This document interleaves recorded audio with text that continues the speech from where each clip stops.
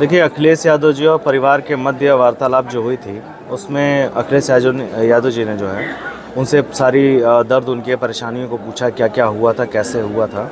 उन लोगों ने सारी स्टोरी बताई कि जिस तरीके से घटना कारित हुई थी उस सब के बारे में उन्होंने एक एक स्पष्ट बातें बताई और उनके साथ क्या क्या अत्याचार हुए हैं, क्या उनके साथ विषय में प्रशासन जो है उनको जो एक भय का माहौल तैयार करी है, उन सारी चीज़ों को उन्होंने डिटेल में बताया।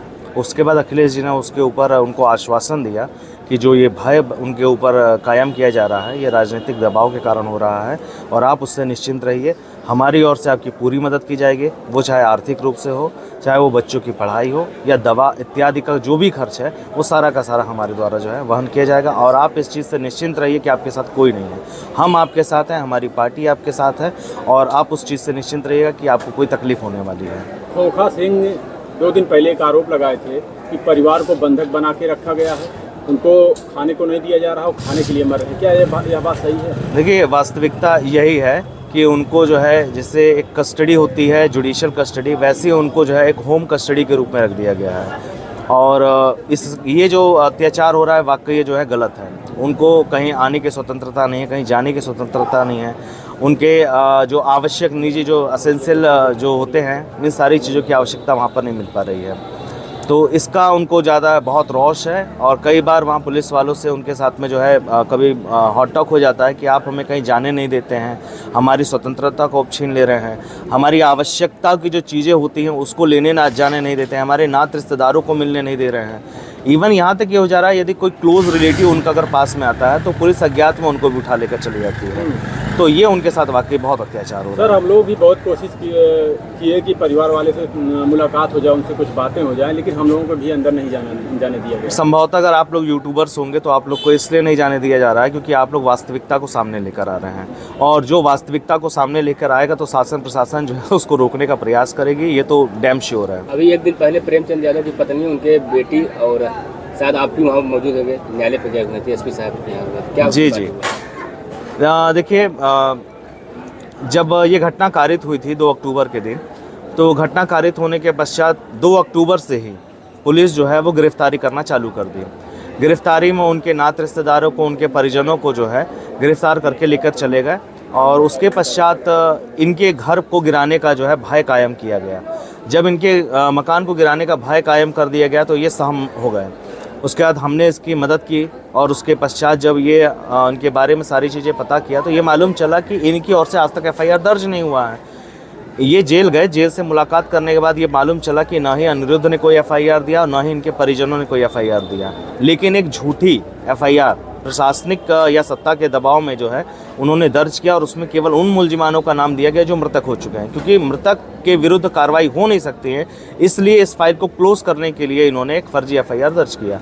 इसकी जानकारी होते ही हम लोग SP साहब के यहाँ गए और SP साहब के यहाँ जाने के पश्चात उनको एक आवेदन पत्र दिया गया कि ताकि विवेचना के अंतर्गत उसको सम्मिलित किया जाए, और सम्मिलित करने के पश्चात उस पर जिन अभियुक्तों का हमने नाम दिया है और जो उसके अंदर दोषी हैं उस पर कार्रवाई हो और उसके हिसाब से आगे जो है न्यायिक प्रक्रिया चले। अखिलेश यादव के आने से पहले देवेश दुबे अखिलेश यादव से मिलने के लिए तैयार थे, आखिर ऐसी क्या बात हुई कि अखिलेश यादव के वहाँ पहुँचने से पहले ही मना कर दिए कि हम उस मिलने से असमर्थ हैं? देखिए, देवेश जो है इन्होंने पहले भी कहा था कि हम अखिलेश से मिलेंगे और उनको मिलना चाहिए। नेता विपक्ष यदि आपके पास आ रहे हैं और आपको पहले अवगत करा दिए हैं और आप भी उनसे कहें कि हम मिलेंगे, लेकिन आप किसके दबाव में जो आप यहाँ पर उनसे मिलने नहीं आए। इवन एक चीज़ जो है वो देखने लायक है कि आपने जो वीडियो वायरल किया कि मैं उनसे नहीं मिलूँगा क्योंकि उनके सत्ता में ही हमारा बैनामा हुआ था, आपने गन दिया।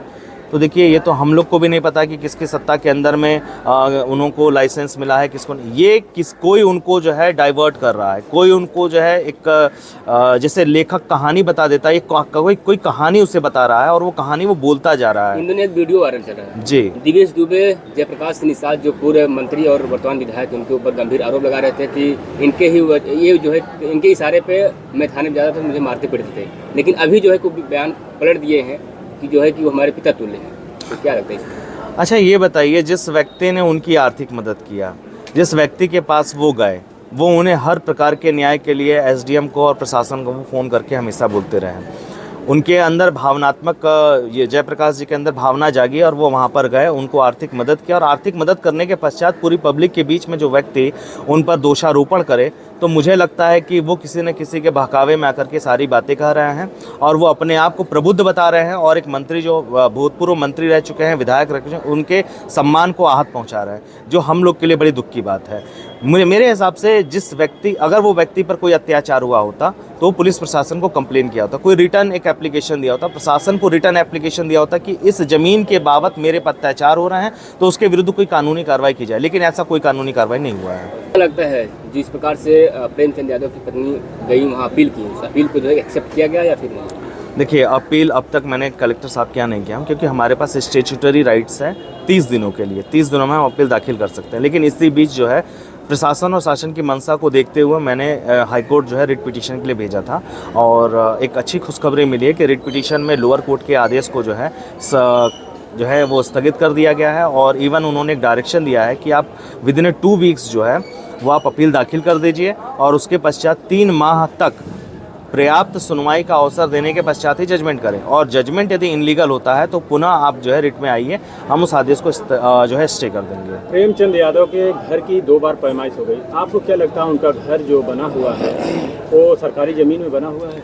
देखिए, मेरे कहने से नहीं होता है, रियलिटी ये है कि यदि विधिक रूप से पैमाइश की जाती तो संभवतः उनका मकान जो है खलिहान या नवीन प्रति की ज़मीन में नहीं मिलेगा। विधिक रूप से पैमाइश नहीं हो रही? देखिए, विधिक रूप से पैमाइश का मतलब है कि एक सही समय पर पैमाइश होना, जिस समय फसल कटी हुई होती है, फसल कटने के पश्चात पैमाइश जो है बहुत सटीक रूप से होती है, जो कड़ियों को जरीब लाइन को चलाने के लिए कड़ियों का इस्तेमाल किया जाता है, जो नहीं हुआ है। सर, ये समय का जो माहौल है इस पर पहले ध्यान देना चाहिए कि इस मामले को की सच्चाई जानना चाहिए या बुलडोजर चलाने की जो बात कही जा रही है पहले बुलडोजर चलाना चाहिए? देखिए, सोचने की बात तो ये है कि जिस व्यक्ति का मकान 50 वर्षों से जो है वहाँ खड़ा हुआ है, उस पर आज तक पैमाइश की गई और वो खलिहान नवीन प्रति में नहीं मिला।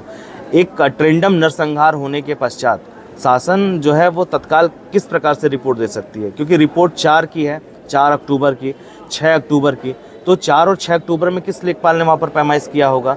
ये किसी न किसी मंशा के तहत अपने जो भी जैसे कह सकते हैं कि प्रशासन अपने लॉ एंड ऑर्डर को जो विफल कर दी है, इसको छुपाने के लिए ये सारी कार्रवाई की जा रही है। बिल्डोजर की कार्रवाई अनैतिक है और मेरे हिसाब से अवैधानिक है। बेदखली के और भी मॉड होते हैं, उन मॉड्स के थ्रू जाना चाहिए। मॉडर्नाइजेशन आ गया है तो बेदखल करने के लिए आपको उन मॉडर्नाइजेशन के थ्रू ही जाना चाहिए। प्रेमचंद यादव के मौत के जिम्मेदार बता रहे हैं निषाद जी जो वर्तमान विधायक हैं, उनका भी हाथ है और देवरिया जो विधायक हैं और साथ साथ दिवेश दुबे को भी बता रहे इसमें सम्मिलित होकर अंजाम दिए सुप्रथम। तो क्या लगता है आपको? देखिए, न्यायिक प्रक्रिया का अंग है, पुलिस प्रशासन पे पूरा विश्वास है कि वो सही तरीके से विवेचना करेगी, दोषियों के विरुद्ध जो है कड़ी कार्रवाई करेगी और उनको जो है न्याय मिलेगा। सर, इस मामले की अभी तक क्या सच्चाई निकल कर कुछ आई सामने?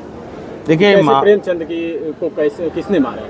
देखिए, प्रेमचंद की हत्या को लेकर के जो गुत्थी सुलझाने के लिए पुलिस प्रशासन और बाकी जो आवेदक हैं वो सभी लोग तैयार हैं, इसलिए सीबीआई की जांच भी की गई है, जिसकी सिटिंग जो है वो या तो कोई जस्टिस करे या रिटायर्ड जस्टिस करे। तो लोग आए थे जब अखिलेश यादव, तो उनसे भी मिलने आए थे, काफ़ी भीड़ हुई थी, उसमें से भी शायद कुछ लोगों को गिरफ्तार किया गया है। देखिए, गिरफ्तारी जो है वो धारा 144 के तहत किया गया है, धारा 144 दंड प्रक्रिया संहिता, और ये गिरफ्तारी इसलिए हुआ कि पहले से वार्निंग थी कि वहाँ पर जो है 5 से ज़्यादा एकत्रित ना हो और इसलिए वो कार्रवाई हुई है, जिसके लिए लोग इस समय पुलिस स्टेशन में बंद होंगे और जो न्यायिक प्रक्रिया उसका अनुपालन करते हैं उनका बेल होगा, आगे वो प्रोसीडिंग चलती रहेगी।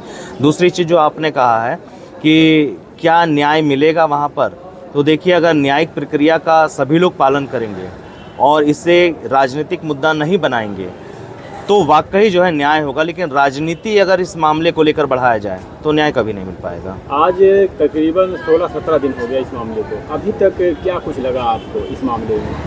देखिए, अब तक प्रक्रिया जो है वो एक पक्षीय रूप से की जा रही है। हाँ, मेरी शासन से प्रार्थना यही है कि आप जो है दोनों पक्षों को जो है समान अवसर दें और जांच जो हो वो दोनों के पॉइंट ऑफ व्यू से हो, तभी आपको न्याय मिलेगा। नहीं तो अगर एक पक्षी कार्रवाई होगी तो न्याय किसी को और कभी नहीं मिल पाएगा। ऐसा आपको लगता है कि एक पक्षी कार्रवाई हो रही है? अब तक तो देखकर लगता है कि एक पक्षी कार्रवाई हो रही है। देखिए, ये देवेश की तरफ पूरा अभी तक जो है सत्ता पक्ष और चाहे कोई भी विवेचना की जा रही है उनकी तरफ ही ज़्यादा मुड़ा हुआ है और मेरे हिसाब से दोनों पक्षों को सुनना चाहिए। अब किस लिए कर रहे हैं ये तो प्रशासन जाने और पुलिस जाने। जी, आपका बहुत बहुत धन्यवाद। Thank you.